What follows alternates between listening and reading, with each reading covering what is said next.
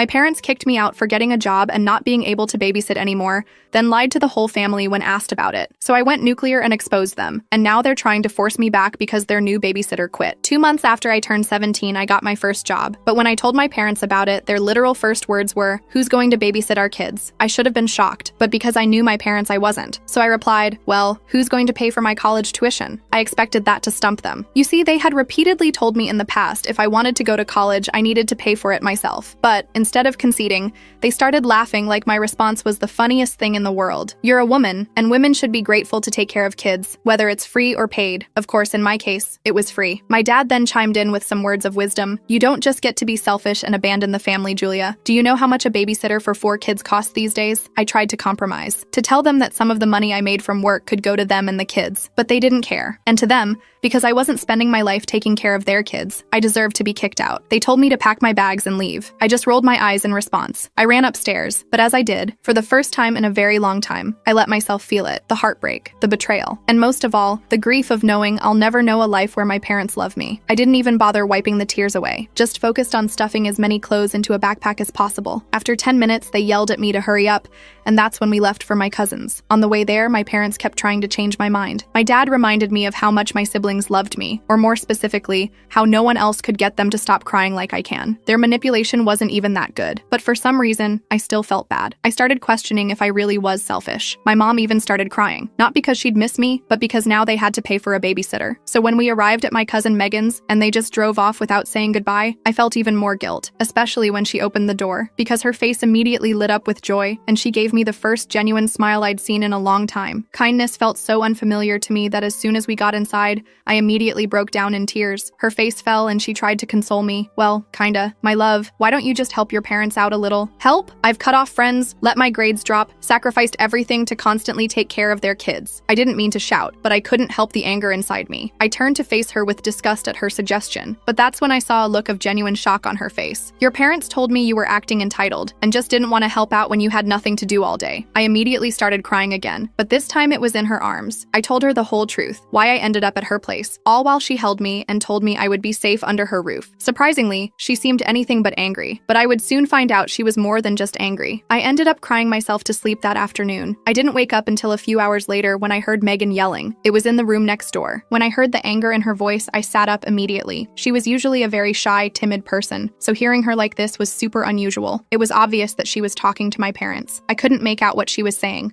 but I could tell she was laying it on them. I remember feeling a genuine smile creep onto my face. It was the first time someone had stood up for me. When I heard her hang up, I lay back down and pretended to still be asleep. Not knowing I was awake, she started speaking out loud, something Megan hasn't done since I was a kid, but what she said made me shoot up. Apparently, my parents had already found a new free babysitter. They had one available all along. This whole thing was just a ploy to kick me out of the house and get me out of the hair once and for all. After saying all this, Megan sighed and said I deserved better before heading to bed. And that's when I sat up, because she was right. I did deserve better parents. And if I couldn't get it, then I at least deserved to have my get back. My plan was bulletproof. You know that one gossipy aunt every family has? Well, we have one too. And I texted her every tiny little juicy detail of everything that happened between me and my family. It ended up being a 1,400-word message. I immediately turned my phone off because I was terrified of the consequences. And the next morning, when I finally felt brave enough to turn it back on, my soul left my body. My phone was blowing up with notifications, not just texts from my gossipy Aunt Barbara, but from pretty much every family member I had contact info for. Apparently, Aunt Barbara had taken my 1,400-word text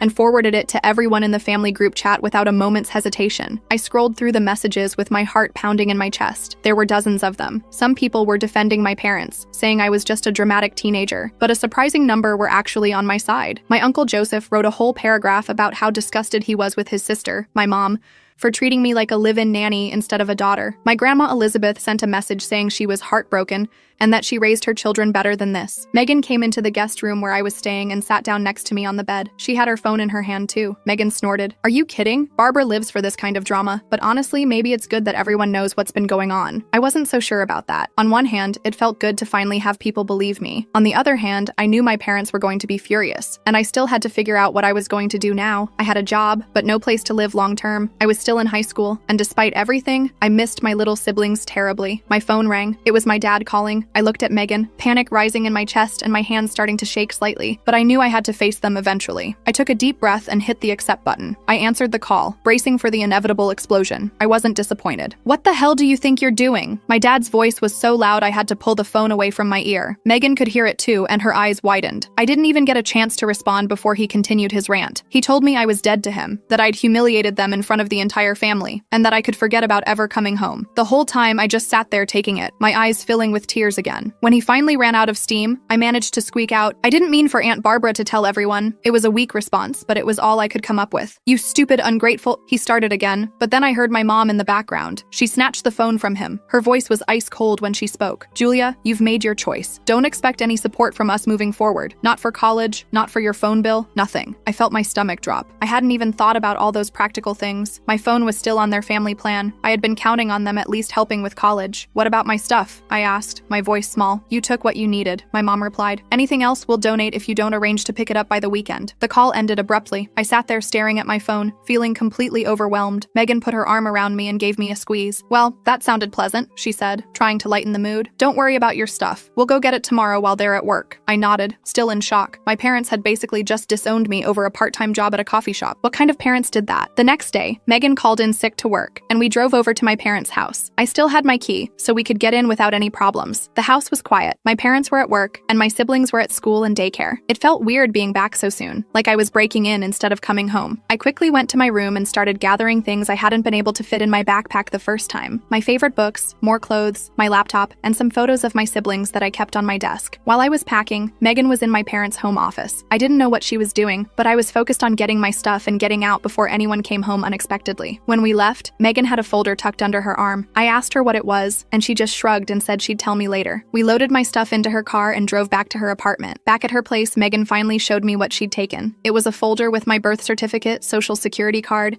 and some other important documents. She had also grabbed my parents' spare credit card that they kept for emergencies. "You're going to need these," she explained, "and they owe you for all the free babysitting." I was shocked. "We can't use their credit card. That's stealing." Megan rolled her eyes. "Relax. We're not going on a shopping spree, but you need clothes for work, a new phone plan, and some basic necessities. They owe you at least that much." I wasn't comfortable with it, but I also didn't see many options. I had $50 to my name and wouldn't get my first paycheck for 2 weeks, so I reluctantly agreed to use the card, but only for things I absolutely needed. We went to the mall that afternoon. I got a few black t-shirts and pants for my coffee shop job, a cheap prepaid phone, and some toiletries. All in all, we spent about $200 on the card. Still, I felt guilty about it, even though Megan assured me it was nothing compared to what a real babysitter would have cost them over the years. The next day was my first shift at the coffee shop. I was nervous but excited to start earning my own money. The shop was called The Daily Grind. Super original, I know. The manager, Jamie, was pretty cool and patient with my training. I messed up a few orders and struggled with the espresso machine, but overall it wasn't too bad. When I got back to Megan's after my shift, I had 3 missed calls from an unknown number. I hesitated before calling back, worried it might be my parents from a different phone. It wasn't. It was my little sister Emma using my brother's iPad. She was only 10 but somehow managed to memorize my number. She was crying, asking why I left and when I was coming home. It broke my heart to hear her so upset. I tried to explain in a way she would understand without bad-mouthing our parents. I told her I had a job now and needed to live closer to work, that I still loved her and my other siblings very much. She didn't really get it, but she made me promise to come see her soon. I promised, even though I had no idea how I would manage it. After that call, I was a mess again. Megan suggested we order pizza and watch dumb movies to take my mind off everything. It helped a little, but I couldn't stop thinking about my siblings and how much I missed them. The next few days fell into a routine. I would go to work, come back to Megan's, do homework, and repeat. I was exhausted all the time from trying to keep up with school while working nearly every day after classes, but at least I was making money now. About a week after everything went down, I got a text from my Aunt Barbara asking if I wanted to come to Sunday dinner at her house. She mentioned that my grandparents would be there,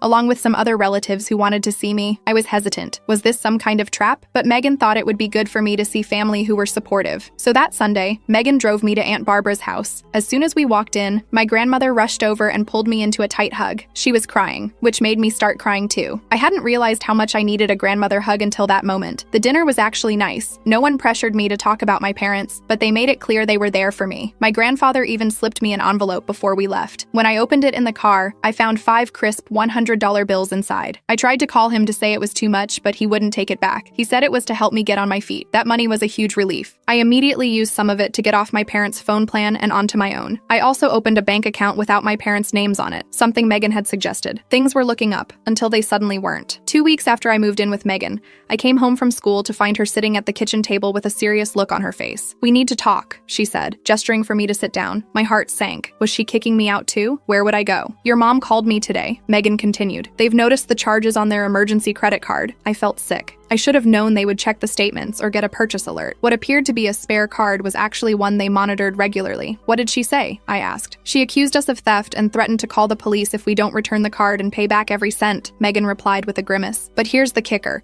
She also wants you to come home." I was shocked. "What? Why would they want me back after everything that happened?" Megan's expression turned grim. "Because their new babysitter quit after just 1 week. Apparently 4 kids under 10 is too much for most people. Who knew?" I laughed bitterly. Of course that was the reason. They didn't miss me. They missed their free childcare. "I'm not going back," I said firmly. "I can pay them back for the card from my paychecks, but I'm not going back to being their slave." Megan nodded, looking relieved. "That's what I told them, but they're pretty upset about the money. Your mom mentioned something about small claims court." I felt a flash of panic. Could they really take us to court? Would we get in trouble? I still had most of the $500 from my grandfather, so I could pay them back right away, but the whole thing left me feeling anxious and angry. The next day at school was awful. I couldn't concentrate on anything. I kept imagining police showing up to arrest me for credit card fraud or something. By lunchtime, I was a nervous wreck. My friend Casey noticed something was wrong and dragged me outside to the courtyard to talk. I ended up telling her everything. She was horrified by what my parents had done. "That's actual child neglect," she said. "They can't just throw you out because you got a job. You're still a minor." I hadn't really thought about it that way. I was so used to being treated like an adult at home that I forgot I was still legally a child. Casey's mom was a lawyer, and she suggested I talk to her about my options. I was hesitant. I didn't want to drag more people into my family drama, but Casey insisted, and after school she took me to her house. Mrs. Thompson, Casey's mom, listened to my whole story without interrupting. When I finished, she had a lot of questions about specifics, dates, exactly what was said, who else knew about the situation. I answered as best I could. "Julia, what your parents did is not okay," she said finally. "They're legally obligated to provide for you until you're 18. They can't just kick you out because you won't babysit." She explained that I had options. I could file for emancipation, which would legally make me an adult before turning 18, or we could report my parents to Child Protective Services, which might force them to take me back or place me in foster care. Neither option sounded great. Emancipation would mean taking on full adult responsibilities when I was already struggling to balance school and work. And CPS might take my siblings away too, which I definitely didn't want. Mrs. Thompson must have seen my hesitation. She suggested a third option, having another relative petition for temporary guardianship. That way, I could legally stay with someone like Megan or my grandparents without my parents getting in trouble. I thanked her for the advice and promised to think about it. On the way back to Megan's, I got a text from a number I didn't recognize. It was my little brother Alex, using my dad's old phone. He said my parents were fighting all the time now, and the house was a mess without me there. My heart ached reading his messages. I missed him and my other siblings so much. When I got back to Megan's, I had a surprise waiting for me. My grandparents were there, sitting in the living room with serious expressions. For a second, I thought something terrible had happened. "Don't look so worried," my grandmother said, patting the couch next to her. "We just want to talk about what happens next." They had heard about the credit card situation from my mom, but unlike my parents, they weren't angry. They were concerned. They thought I shouldn't be working so much while trying to finish high school. They wanted me to focus on my education. My grandfather cleared his throat. "We have a proposal for you. We'd like you to come live with us until you graduate. We have plenty of room, and you won't have to work so many hours to support yourself." I was stunned. My grandparents lived in a nice house about 30 minutes from my school. Moving in with them would solve so many problems, but I was worried about imposing on them. They were in their 70s and probably didn't want a teenager disrupting their retirement. "We've already discussed it with your parents," my grandmother added, seeing my hesitation. "They've agreed, as long as you visit them and the kids every weekend." Of course they had a condition. They still wanted access to my free babysitting services, but 1 day a week was a lot better than every day. And living with my grandparents would be a huge improvement over couch surfing at Megan's,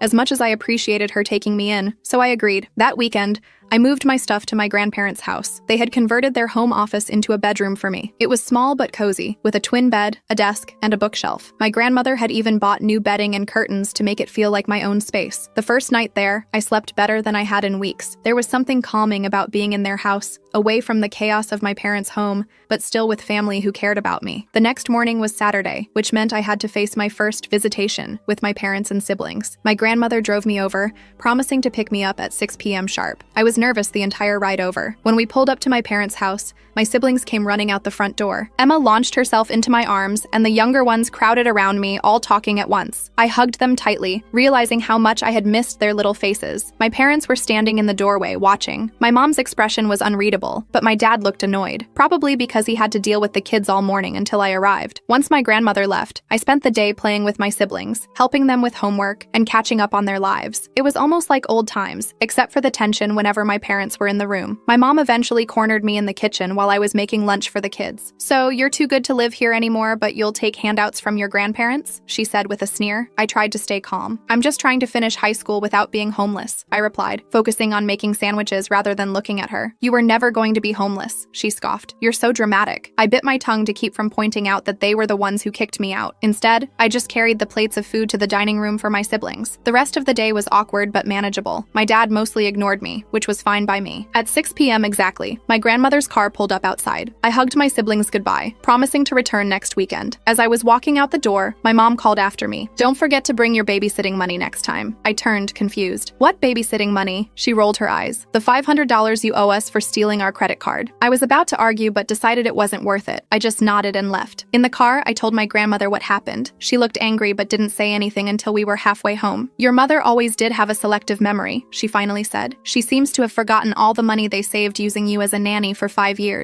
I was surprised. My grandmother had never criticized my parents in front of me before. It felt good to have someone else see the unfairness of the situation. Life at my grandparents' house quickly fell into a new routine. I went to school, worked fewer shifts at the coffee shop, and spent more time on homework. My grades started improving almost immediately. On weekends, I visited my siblings as agreed, though I dreaded the interactions with my parents. The credit card issue was resolved when my grandfather insisted on paying it off himself, saying it was worth every penny to get me out of that toxic environment. I promised to pay him back, but he waved away my concerns. A month after moving in with my grandparents, I got some unexpected news at school. My English teacher, Mrs. Rodriguez, asked me to stay after class. She showed me an essay I'd written about family dynamics and told me it was one of the best pieces she'd read from a student. "Have you thought about applying for college scholarships?" she asked. "With your writing skills and grades, you could qualify for some good ones." I admitted I hadn't really been thinking about college lately, given everything going on in my personal life. Mrs. Rodriguez gave me information about several scholarship opportunities specifically for students who had overcome adversity. She even offered to help with my applications. For the first time in months, I felt hopeful about my future. I started researching colleges and scholarships with renewed enthusiasm. My grandparents were supportive, helping me navigate the applications and even taking me on campus tours to a few nearby universities. My parents, however,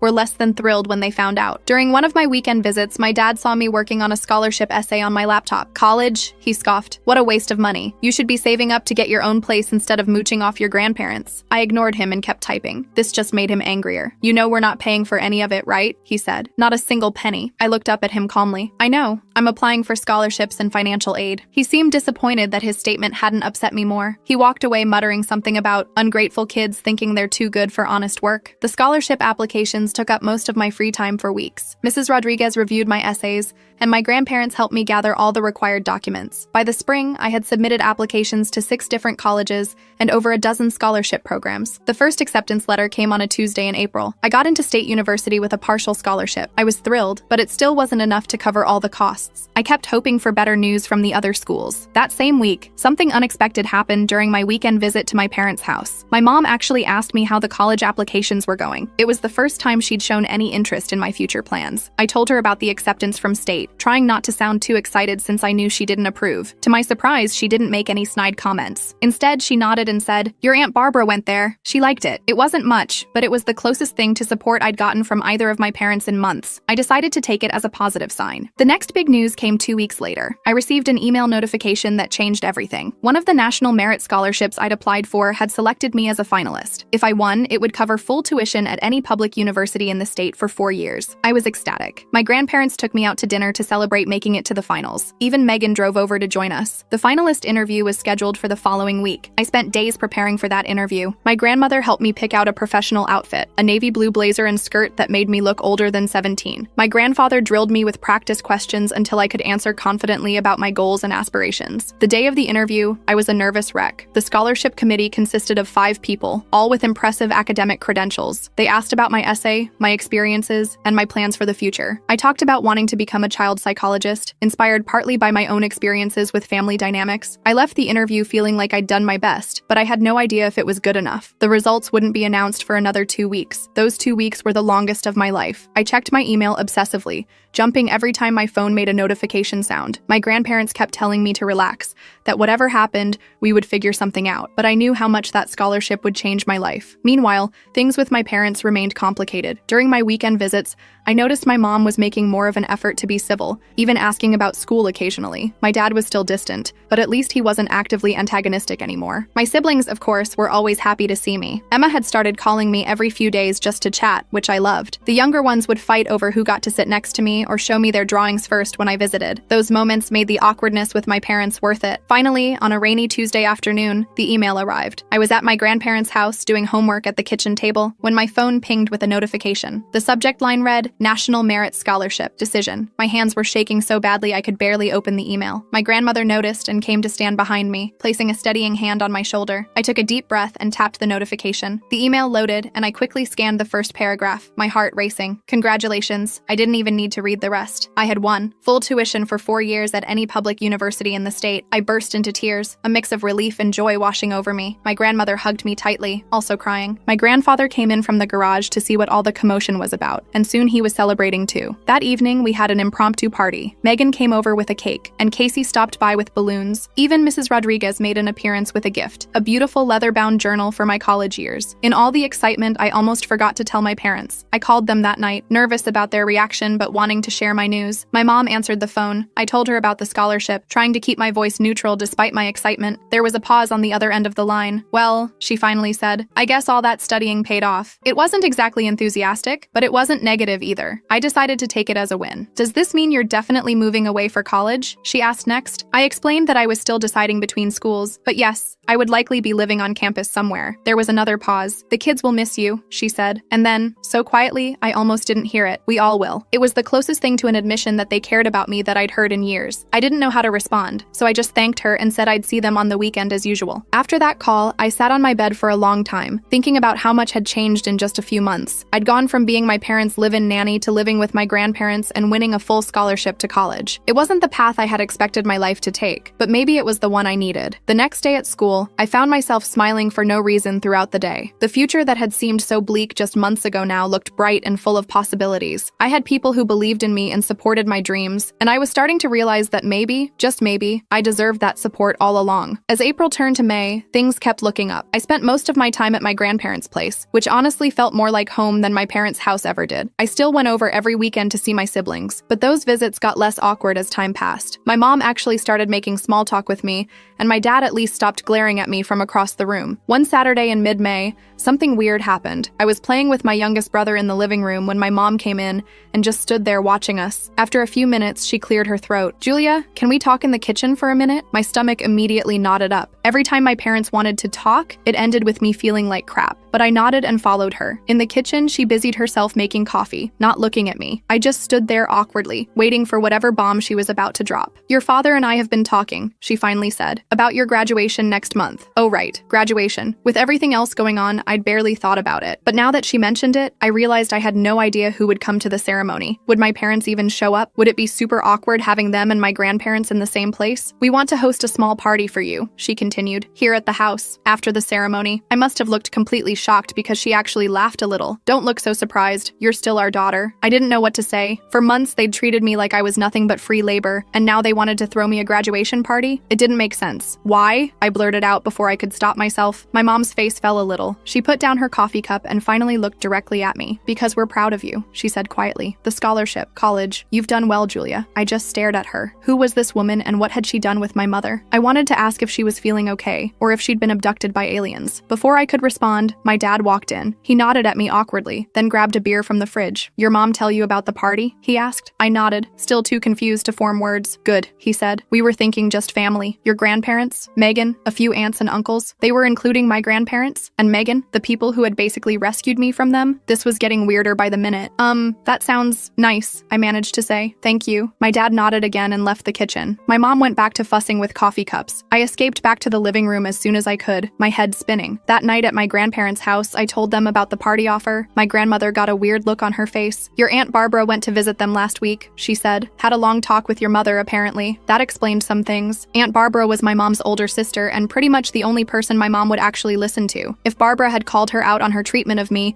it might have gotten through to her in a way that no one else could. So, should I let them throw this party? I asked. Or is it some kind of trap? My grandfather chuckled. Not everything is a trap, Julia. Sometimes people just realize they've made mistakes and want to fix them. I wasn't so sure about that, but I decided to give them the benefit of the doubt. I texted my mom the next day saying I'd like to have the party. She sent back a thumbs up emoji, which was probably the most enthusiastic response I'd ever gotten from her. The next few weeks flew by with finals and graduation preparations. I was ranked 12th in my class, which meant I'd get to wear one of those fancy honor cords with my cap and gown. My grandparents were so proud they took me shopping for a new dress to wear under my gown. Casey and I spent a whole Saturday decorating our caps. I put, "Nevertheless," she persisted on mine with glittery gold letters. It felt appropriate given everything I'd been through. Graduation day arrived with perfect June weather. I woke up early, too excited and nervous to sleep in. My grandmother made her special blueberry pancakes for breakfast, and my grandfather kept taking photos of me like I was a toddler heading off to my first day of kindergarten. The ceremony was at 2 p.m. When we arrived at the school,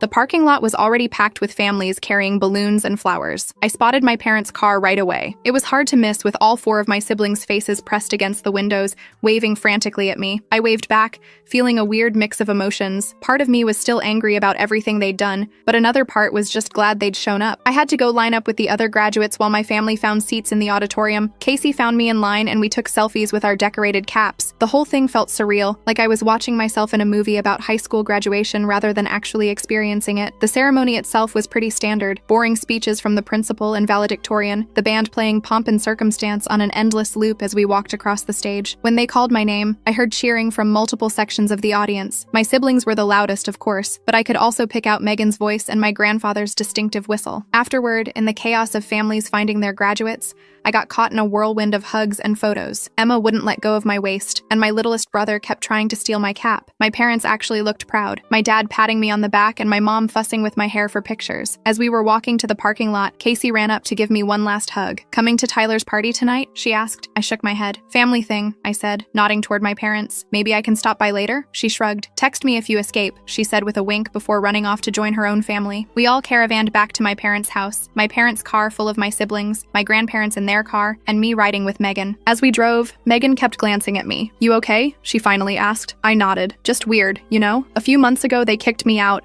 and now they're throwing me a graduation party." Megan smiled. "People can surprise you sometimes, not always in bad ways." When we got to the house, I was shocked to see balloons tied to the mailbox and a "Congratulations Graduate" banner hanging over the front door. Inside, the dining room table was covered with food, and there was even a cake with my name on it. More relatives arrived. Aunt Barbara, who hugged me so hard I thought my ribs would crack. Uncle Joseph. A few cousins I hadn't seen in ages. Even Mrs. Thompson, Casey's mom who had given me legal advice, stopped by with a gift card. The party was actually fun. My siblings were on their best behavior, my parents were being weirdly nice, and everyone kept telling me how proud they were of me. I kept waiting for the other shoe to drop, for someone to mention babysitting or for my dad to make some snide comment about college being a waste of time. But it never happened. After cake, my mom announced it was time for gifts. There were the usual graduation presents, money, gift cards, a new laptop from my grandparents that I nearly cried over. But then my parents handed me a small box. Inside was a key. I looked at them, confused. "It's to our house," my mom explained. "We want you to know you always have a home here, even when you're away at college." I just stared at the key, completely speechless. My dad cleared his throat. We didn't handle things well," he said awkwardly. "When you got that job, we were wrong to kick you out. Was this really happening? Was my dad actually admitting they were wrong?" I looked around to see if anyone else was as shocked as I was, but everyone was just smiling like this was totally normal. "Your Aunt Barbara reminded us that parents are supposed to support their children,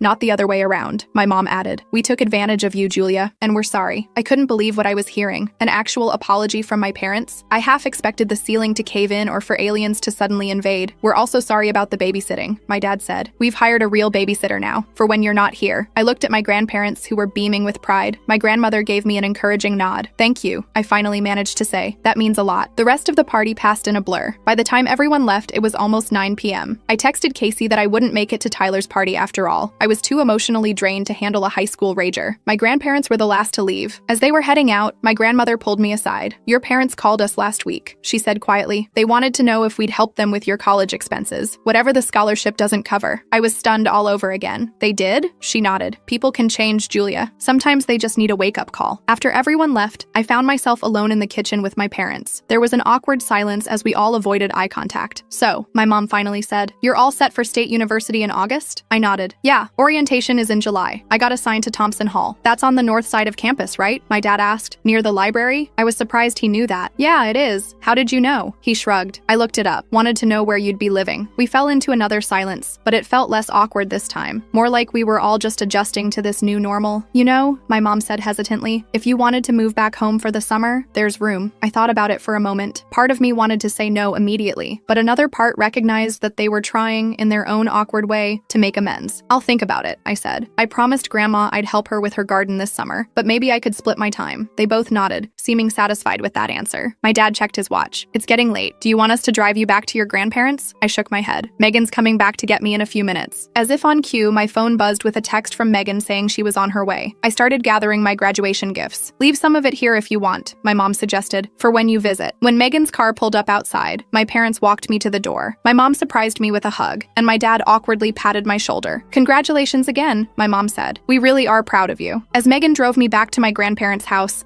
I thought about how much had changed in just a few months. I'd gone from being a free nanny who wasn't allowed to have a job to a soon-to-be college student with a full scholarship. I'd found out who really had my back when things got tough, and I'd learned that I was stronger than I ever knew. But most surprisingly, I'd learned that sometimes people can actually change. My parents weren't perfect, not even close, but they were trying. And for now, that was enough. I looked down at the house key in my hand. Maybe I would spend some time at home this summer after all. Not because I had to, but because I wanted to, on my own terms. And that made all the difference.